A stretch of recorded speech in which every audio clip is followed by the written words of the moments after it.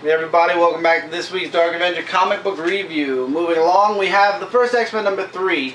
And I gotta be honest guys, you know, I hung in there. The first issue I enjoyed, the second issue was okay. This issue, it just seems like this series is slowly descending into something that I'm really not sure if I'm going to finish this mini-series off. There's only 2 parts left.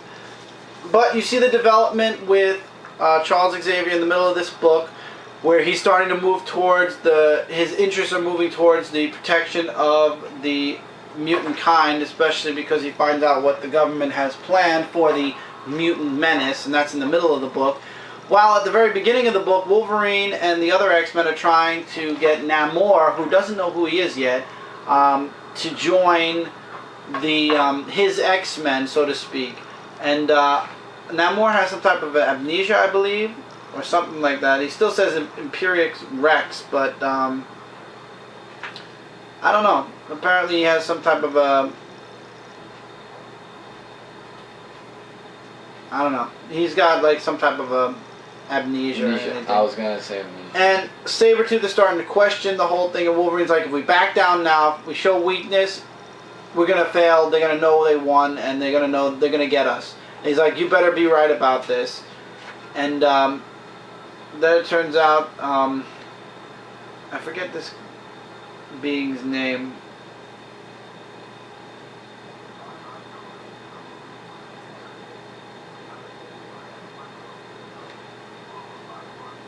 It's really ugly. Virus.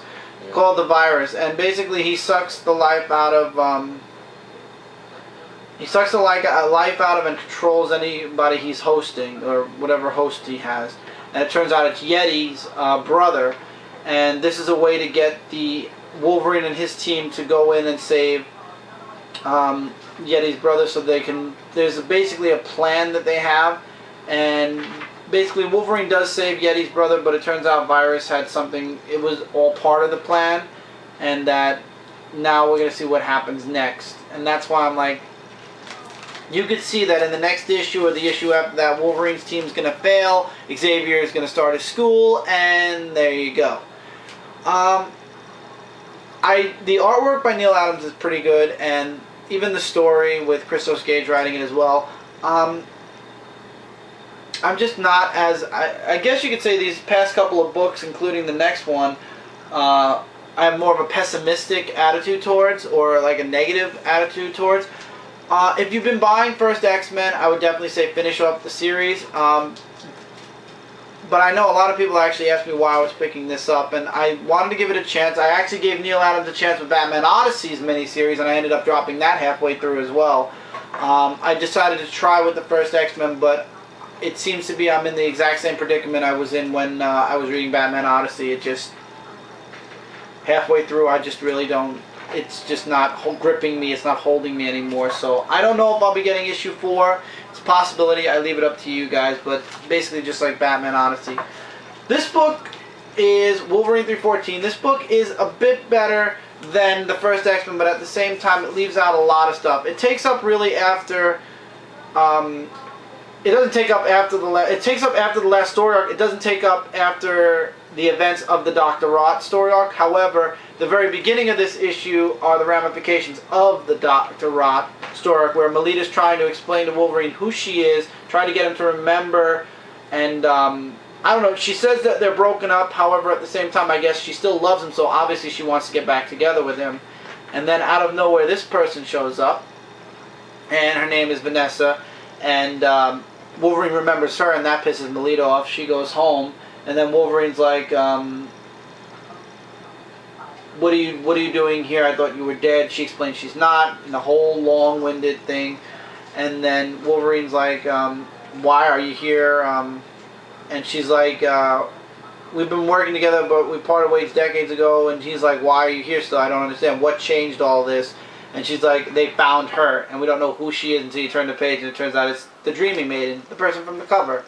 And then we get a flashback to 1934, where Wolverine was actually sent to the Dreaming Maidens. At first you think he's sent there to assassinate her, and he actually meets the Dreaming Maiden, and then it goes back to the present, and it turns out he couldn't assassinate her.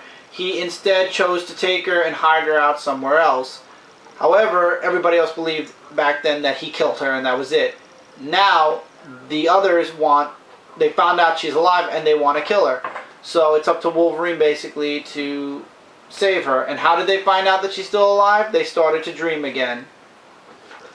So Wolverine goes to the coast of Morocco, which is obviously where he hid the Dream Maiden.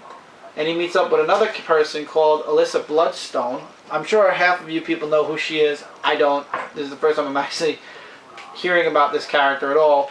And then Vanessa shows up at Melita's house and she's like, I sent Logan down a dark path, and I have a feeling you have a role to play here. This was interesting. Bloodstone said she wouldn't kill any human, and then Wolverine's like, well, breathe easy then. These are the 12 horrors. They studied the form of Kung Fu so forbidden that it brings physical transformations to its practitioners. And here's the 12 horrors. Elsa has no problem taking them out now. The rest of the book is a fight. And then in the end, Wolverine's like, if we're going to save this girl, we got to go to the Valley of Gates. And she's like, save her? I'm finishing my father's work. I'm going to kill her. So now, not only do the others in the Covenant is Wolverine racing against the Covenant, he's also now chasing after Elsa Bloodstone, who wants to kill the Dream Maiden. So it's now a race against time between Wolverine, Elsa Bloodstone, and the rest of the Covenant to get to the Dreaming Maiden, to save her or to kill her. Wolverine obviously wants to save her, everybody else wants to kill her.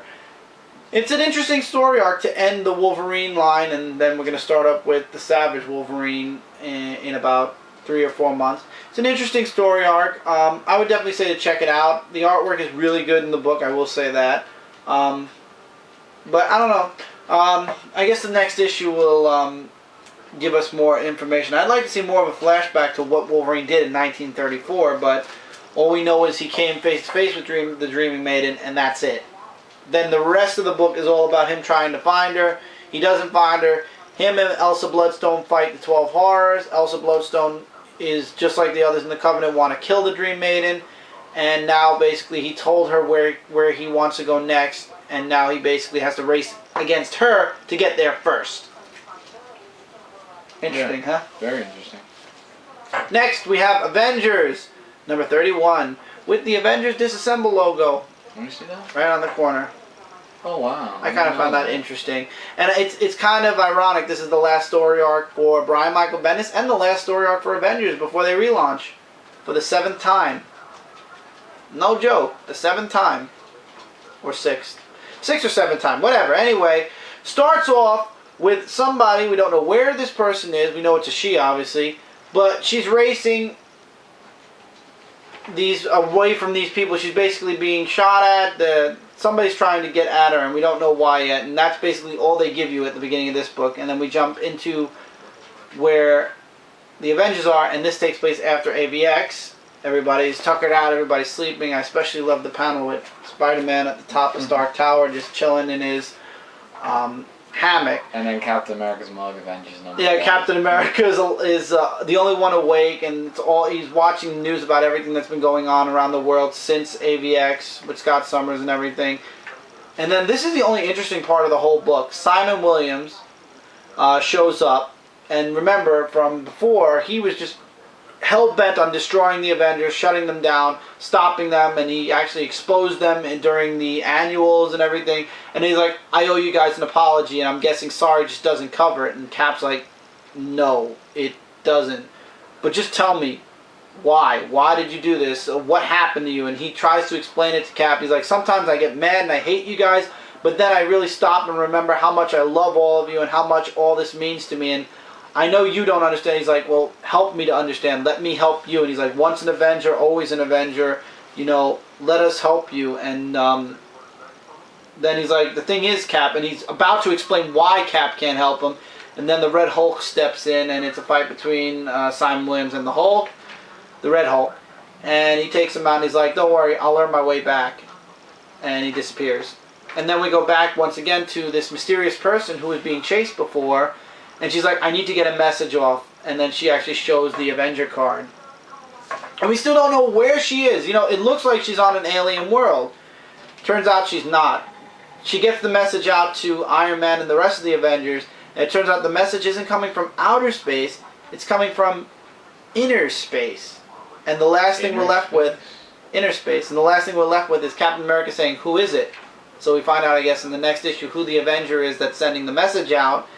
And we actually get to see the Avengers. Obviously, that explains the background. Now, looks like Minimum Carnage isn't gonna be the only book with shrinking superheroes. It turns out Avengers is probably gonna be going the exact same route as well. Well, we'll see as time goes on. I guess we're gonna have the Avengers going into inner space and shrinking. Is shrinking the new thing from Marvel this month and next month? This is a 4-part story arc, everybody, and then they're canceling, and then they're closing off the Avengers. All I could say is that they have a fascination of going into space. You know, because... It's not space, it's inner space, meaning they're shrinking. Right, but it's just the part of it. Yeah, and speaking of shrinking and inner space, let's go into Scarlet Spider, number 10, versus Venom? I don't think so. As a matter of fact, the very beginning of the book is the very end to Minimum Carnage Alpha.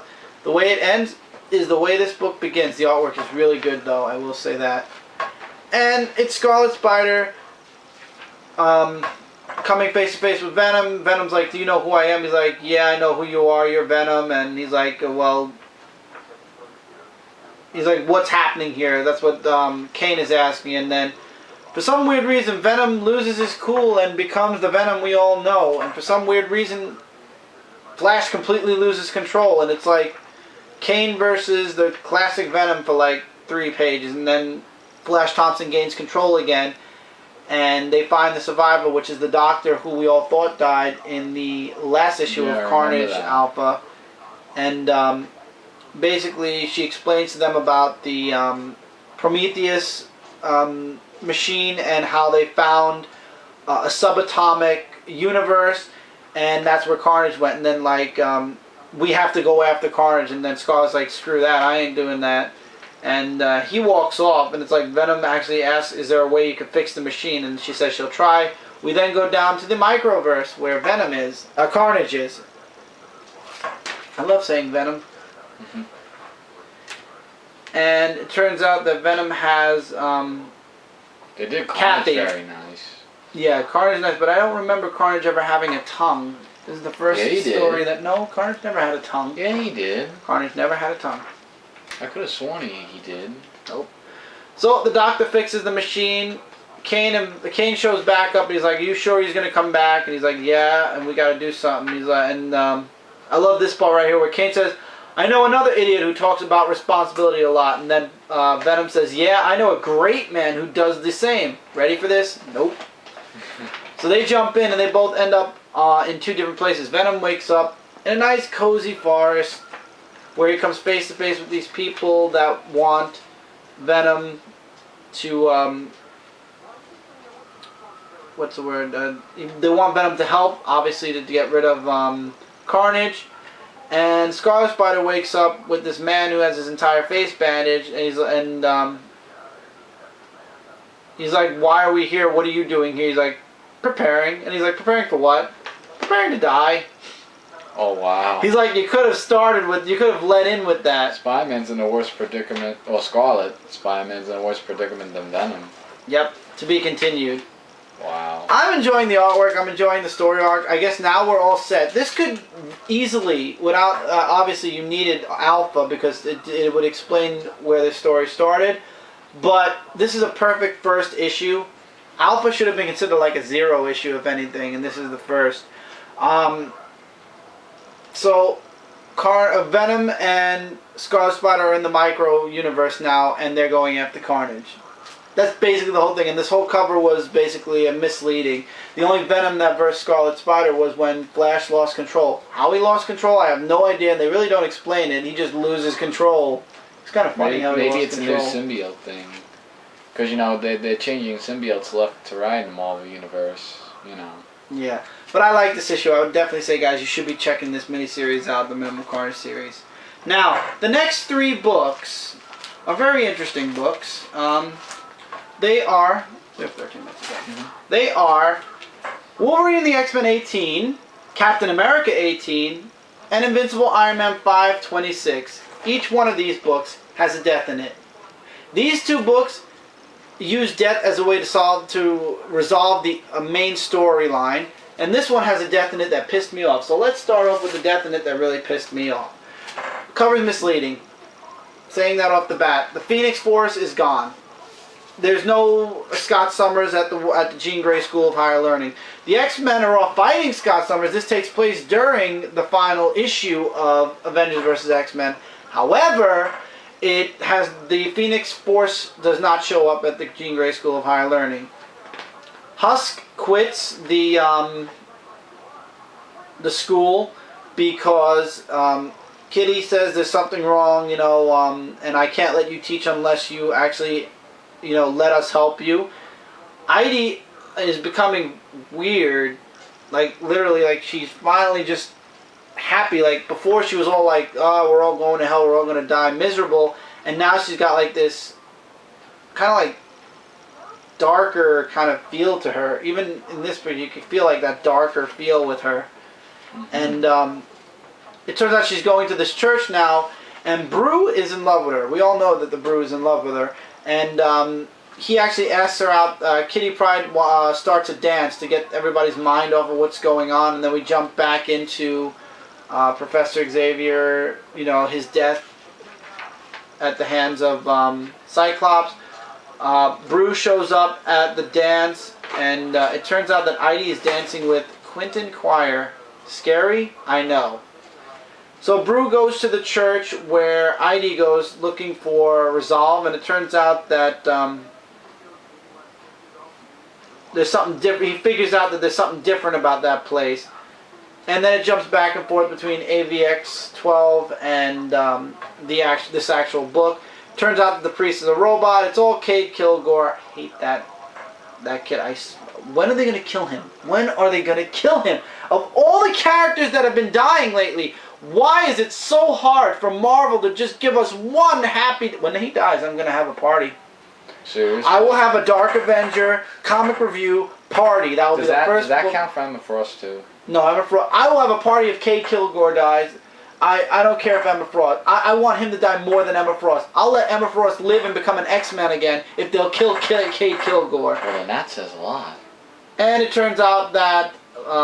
not the Blob, I forgot his name. The... That purple dude? Yeah, I know that purple dude. That doesn't help anything at all, that purple dude. Very good, Michael. Well, I don't know. It's like late. I don't know. It is late. We're very tired. That's why it seems like this comic review's...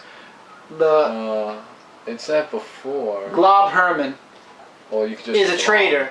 Glob Herman is working with with Cade Kilgore, basically. What? He's a spy in the school, and they're trying to get Quentin Quire on their side.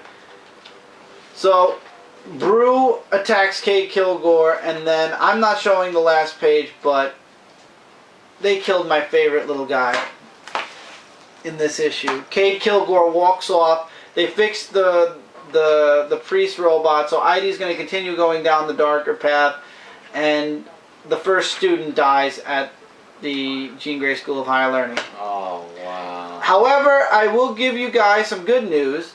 The next issue is a perfect jumping on point for you guys, because in the next issue, the second year of Wolverine and the X-Men begins. For some, obviously, because the others are gone. I hope Wolverine stabs Cade Kilgore. I hope he kills him. I hope he... I want to... Why am I wanting this fictional character to die so much? It's unhealthy. Because maybe you hate him so much? He just killed Brew. Well, that yeah, I spoiled it. I'm sorry, guys, but that pisses me off that they killed my favorite little guy they have character. to have read the comic by now, at least. Yeah, by now everybody's read it. So anybody who's been interested in Wolverine and the X-Men, issue 19 is your perfect jumping on point, because the second year at the Jean Grey School is about to begin, and that's awesome. I'm looking forward to what the next chapter in the Wolverine and the X-Men story arc is. Now, Captain America 18. We all know Cap is going after Bravo as well as Madam Hydra. And in space, it's Dum Dum Dugan and Sharon versus the Baron Zemo. I didn't have to go back. Yay. And, of course, Falcon is with Diamondback trying to stop the machines from corrupting the people because it's sending out these psychic waves and stuff like that. Awesome artwork. I love the artwork in this book. Yeah, I like the Captain America picture there. Yeah, and they waste no time. Cap just jumps right in the action. It's Baron Zemo versus Sharon, and then it jumps back to, let's go a little forward. Cap versus Bravo. Finally, after 18 issues, or not 18 issues, since the second story arc in Captain America, it's Cap versus Bravo, what we've been waiting for so long, and it only lasts for about 3 pages. The satellite that was broadcasting to the machines that have been feeding the people all this stuff, to drive them nuts, is destroyed by Dum Dum Dugan. And then, of course, we get the next death in this book. Death is very big in Marvel this week. Madam Hydra's plan is failing, so she tries to shoot Cap. And we all know Cap has a big shield, but Bravo doesn't. Bye, Bravo. The end. And Cap knocks out Madam Hydra, and basically Cap wins. We all knew this was going to happen. Everything's back to normal, everybody's happy, and then elsewhere it turns out that Madam Hydra obviously has somebody who's waiting for her to wake up, and then he'll do all of her biddings. Woohoo. And that's that. Second death, really good story arc. I'm glad Bravo was taken out finally, once and for all, and Captain America reigns supreme. Next issue is the final issue to Captain America, and then next month, Marvel Now will commence with Captain America. It was a really good story. Ed Brubaker did a really great job with Captain America. There's one more book to go. I would absolutely say, guys, check this book out. Definitely check it out when the Marvel Now restarts it. However, be ready for a 12-issue commitment at least, because the first story arc is going to be a year-long story arc. I could tell, pretty much. And I hope you guys don't mind these spoilers, but once again, these books are a bit late, and they're not really life-changing issues. There is a life-changing issue coming up. That one I'll hold off on the spoilers.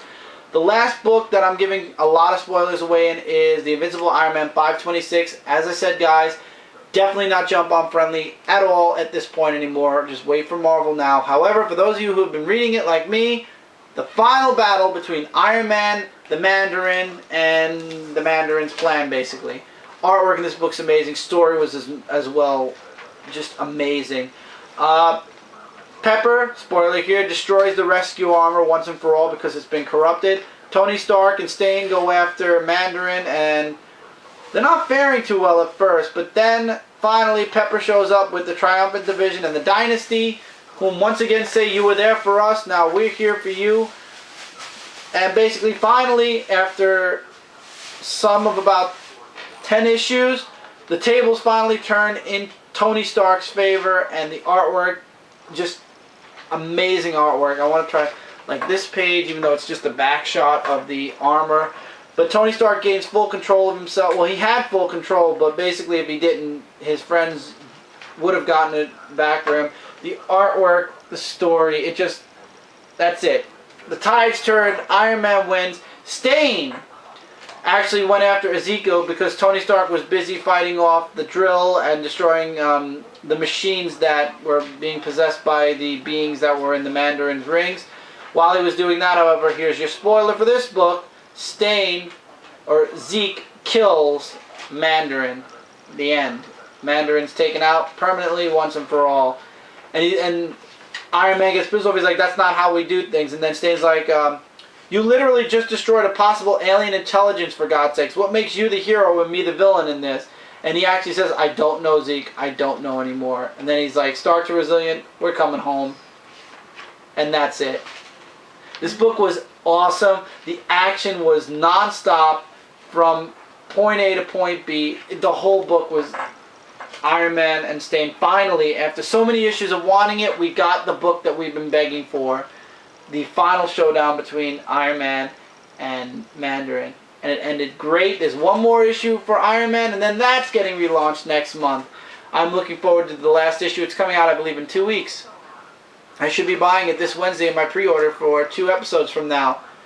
Really good story arc, guys. Absolutely, would I say get this? Absolutely in trade, or if they make an omnibus, which I got the first omnibus, so I'm sure they're going to make more omnibuses. Absolutely check this whole story out.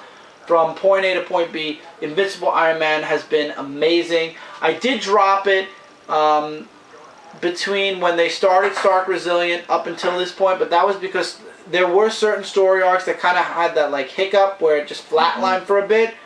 But if you get an omnibus, trust me, that's just going to be the middle of your book. You'll have the story before it, the story after it. Invincible Iron Man, though, was a really good book. And this story, the future, the story arc before this, and the story arc before that was really good. So I would definitely say to check this story out in whole. And don't worry, it's not 526 issues. It's only approximately like 50 issues.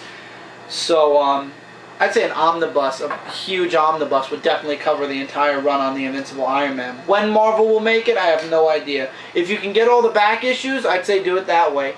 Invincible Iron Man was a very huge pleasure for me to read. I can't wait to see the last issue, and then I can't wait especially for Marvel Now Iron Man #1, which is the issue I recommend everybody jump on, and you guys can start from there. We have 2 books left. We have 1 minute left before we have to go into the next part. So come back to part 3 where we will go over the biggest 2, well, the huge issue of this week, plus the issue that nobody else got but I got because I had to see what happens next. So see you guys in the next part.